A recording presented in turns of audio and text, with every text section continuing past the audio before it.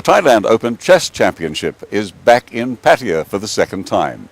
And here we are in mid-April 2011 with the mayhem of Songkran all about us, and yet in one very special corner of the Grand Dusit Hotel in Pattaya, there's a big ballroom filled with people competing and concentrating deeply and meaningfully, with the prize at the end of it all, the championship that shows their extraordinary skills at chess. For an important tournament like this Chess Open, a large enclosure is essential, and the spacious ballroom at the Dusit Resort in Pattaya is serenely appropriate, able to accommodate the competing players, attending from an extraordinary array of countries. A great deal of organisation and generous sponsorship has again made the elite occasion possible. Organising this very large event here in Pattaya is Peter Darby. He's the organiser of this event and, of course, a prominent member, if I may say so, of the Bangkok Chess Club, Peter. Bangkok Chess Club's been active for about 12 years, and this tournament here is our 11th Thailand Open, and it's grown every year quite dramatically. This year we have a dozen grandmasters, including some of the top players in the world, so it's really while the work level becomes greater, it's also much more rewarding, and we're being followed online. We have the games being played live online, so we're being followed all over the world as the games are being played. Are grandmasters as a group sort of easy to handle?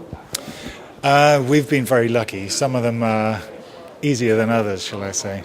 And we've been very lucky with the ones we've had coming here. We've tried to create a very friendly, open tournament, and it's attracted people who prefer playing in a more relaxed environment, although the playing area itself is quite formal and quite very high quality compared to some of the venues that they're used to playing in Europe or America. They don't usually get ballrooms in five-star hotels. Well, we're here at the Dusit in a beautiful position here in Pattaya, right on the bay. The ballroom, though, is perfect in every way because there are no distractions. There's no view in there. They just concentrate on what they're about. No distractions at all. Of course, that might not be the case in the evenings when they go out and don't get as much rest as they should. But here at the Dusit, it's wonderful. They've done a great job for us. The ballroom itself is quite spacious, which is just as well given we've grown so dramatically. And they've given us very nice rooms. The grandmasters are staying in upgraded to suite rooms overlooking the bay, and it really is lovely. It's nice. What are the sort of mechanisms involved? They look fairly simple, but everyone knows what they're doing. There's a certain need to keep an eye on the clock, it seems, and things like that. Yes, of course. At the start of the game, your clock is set at 1.5 hours each, and you get an extra 30 seconds added every time you make a move. So a game can take up to about 4 hours generally, unless somebody blunders quickly. But each time you press the clock, you stop your own clock and you start your opponent's. And then that's his thinking time. His clock's running while he's thinking about his move. And as soon as he's finished, he presses the clock and your thinking time starts. So it's a process that gives people equal time, and also you can get into time pressure if you think too long, and then your time's lower and your opponent's got lots of time. So it can add pressure to the game. But they introduced the clocks because otherwise the games could have gone on for 1 day, 2 days, 3 days. You have to have a cut-off point, something. But it may not be finished at the end of 1.5 hours. If your clock runs down, even if there's still more to play on the game, you lose the game. I see. So it's sudden death. So what happens is, fortunately, with a 30-second increment on each move, you've always got at least 30 seconds to think. So it's not complete panic like blitz chess or lightning chess, but yeah, it does affect the game considerably when your time is low. The Grandmasters of International Chess, who are pleased to compete in Thailand, add real prominence to the event. When the Thailand Open Chess Tournament was in Pattaya 2 years ago, we were very impressed to see a Grandmaster in attendance, and he's back, Nigel Short. So there's something about Pattaya that agrees with you. It's a very nice tournament. I mean, it's actually just very, very pleasant. The organisers are great. It's a wonderful location, and just everything is very good. Hotel is good. The venue is good. Your world ranking was very high a couple of years ago. I gather you're sort of staying up there still. I'm staying up. I'm the oldest player in the top 100. So. And yet, I'm young looking. I'm a dinosaur, so a snorting old dinosaur, basically. It's a young person's game, and at 45, I'm not really ready to drop dead just yet, I hope. It really is for people in their 20s. They typically peak in their 20s and 30s, and there are even some very good teens around. Now, there are quite a few young people. In fact, I noticed there are a lot of youngish people playing in the competition generally. Amongst those of you sort of in the elevated area there, the real champions, there are some younger people as well, aren't there? That's right. I noticed there was a young girl from, I can't remember, it was Kazakhstan or somewhere, who was playing, and I was actually quite impressed with her yesterday. She looked tiny, and I came up and I saw her play. I think she lost her game yesterday, but obviously definitely knew how to play chess. That was absolutely clear. So, you can see people who will come through fairly quickly, actually. Nigel, what's happening in the chess world internationally in terms of participants? Is it getting bigger, or is interest falling away, would you think? I think it hasn't changed that much. I mean, chess is played all over the world, and there are over 160 members of Federation members of FIDE, the governing body. I think the growth areas for chess are Asia, not so much Thailand. Thailand is a little bit of a chess backwater.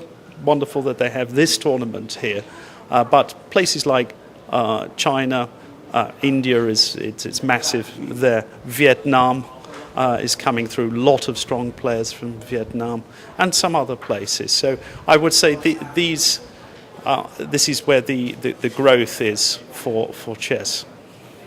I mean, Europe is probably still the centre. It has most of the top tournaments, but there are some in the Americas, but there are many more now in Asia.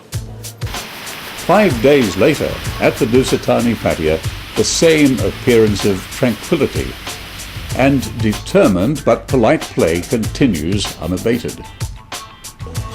Back at the Dusit Hotel in Pattaya, it's day 7 of the Thailand Open Chess Championship.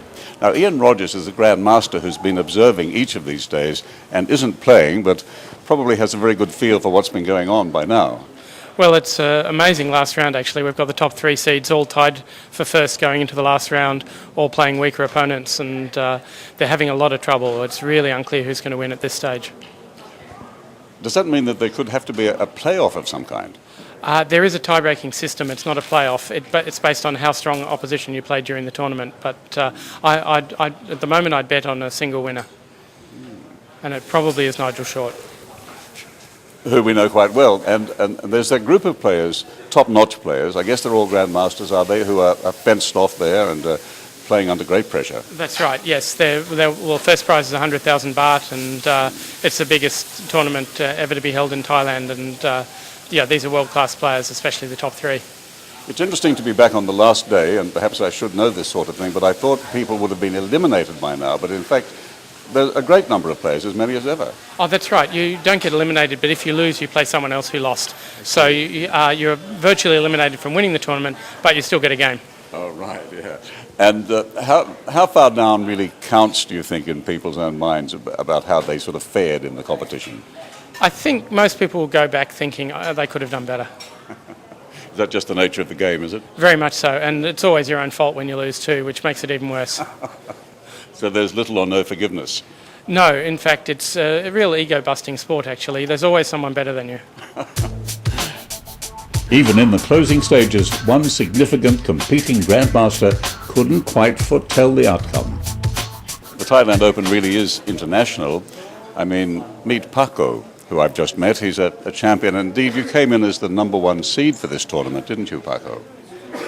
Well, I mean, yeah, I mean, but I mean, the tournament is to be played, so I mean, it doesn't really matter much. I mean, it's like calling yourself Real Madrid. It doesn't win the games by itself. I mean, you have to play. But it's a good start.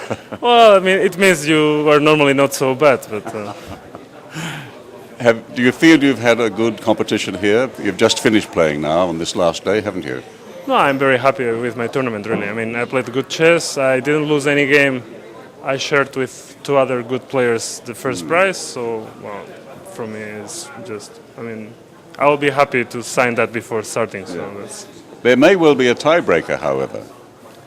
Yeah, I mean, we shared 3 players the first prize. Actually, I don't even know if there is a tiebreaker or not. I don't have idea. And actually, to be honest, I don't care much. I mean, for me, the tournament is kind of over already. I mean, it doesn't matter much what tiebreak is used or something. But in general, I mean, for me, actually, the most important, let's say, in this tournament is to try to advance some positions in the world rankings. I mean, probably nowadays I'm now like number 25, and maybe here I win like 3 points. So it's slowly. I mean, everything counts, and well, that was the main goal here for me.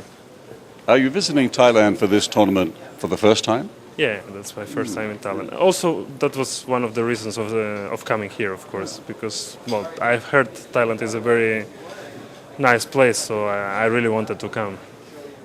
And quite a few young Thai people are now playing, we can see in the tournament now. Yeah, there is. Well, in chess, what we have is that you can play since you are 5 till, or even less, till you are whatever age. I mean, 100. Doesn't matter. But all play and calculations concluded, the winner was indeed one of the cosseted Grand Masters of chess.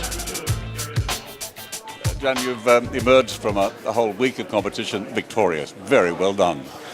Thanks a lot. Yeah, I'm glad it turned out well. Actually, for me, it wasn't only a week. Haven't been home for like 2 months. I was playing in Reykjavik and then in France, and that felt like hard work. But coming here, it's really more like a holiday. Even I was playing some chess and trying not to do terribly, but it's just such a beautiful place. The result wasn't the main thing. It's nice that you feel that, especially if you've just come from Reykjavik, which is in its own way a centre of chess playing, isn't it? And here you are in Pattaya. Perhaps Pattaya will be too.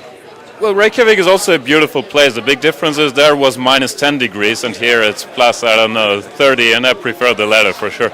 Well, yeah, I hope that we'll see a lot more tournaments in Thailand and in Pattaya in general, and I hear. Those of us here during the competition are very impressed by how many Grand Masters of chess there are in attendance. And you're another, of course, and you've even topped the lot. Yeah, actually it's... The tournament earned itself a very good reputation over the years. I've heard from many colleagues that it's a beautiful place to go. The Bangkok Chess Tournament is very, very well organized, and that I should really go. And I'm a very lazy guy, and I always thought, this 10-hour flight, and should I really? But I'm glad I made it. And yeah, it was a tough competition in the end. I got a bit lucky on tie breaks, but sometimes you need to get lucky. So.